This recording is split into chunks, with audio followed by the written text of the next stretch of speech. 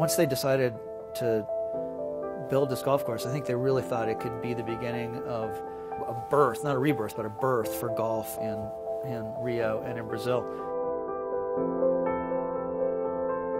I think as a middle class was being created by the economic prosperity of 8, 9, 10 years ago, they really thought that there was a population that would take advantage of this new Olympic golf course, and one of the great public courses in the world. And, you know, unfortunately, the economy's tanked, there is no middle class, and there's really no population to take advantage of this. And now, you know, because of the economic disaster and the corruption in government, right now it's a troubled spot. But I believe, sort of caught up in like the exuberance of being one of the vaunted BRIC countries and leading the world economy, they decided that the Olympics deserved its own golf course. I think if you tried to find the average Brazilian golfer, there are about 4 or 5 golf courses you could go to in the country and find all of them. It's really not a well-established sport. I think the main knock on growing golf globally is you think of it as a sport where you need huge financial resources.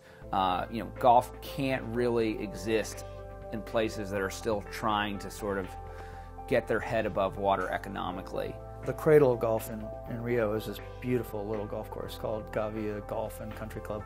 It is majestic. It's right up against these volcanic mountains. It's got, elevation changes of 150 feet. You see like hang gliders taking off from this perch way up on top of one of the mountains. It's extraordinary. When I was at Gavia, I met a woman named Vicky White, who is the first female South American member of the R&A and a member of Gavia. And 15 years ago, she helped found the first public golf course in the entire country of Brazil.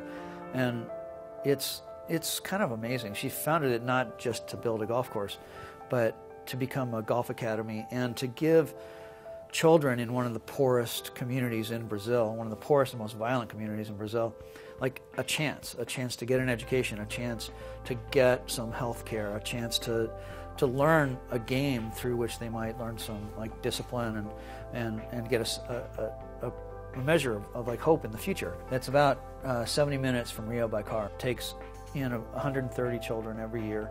Each of them attends 3 days a week. They learn golf. They have tutoring.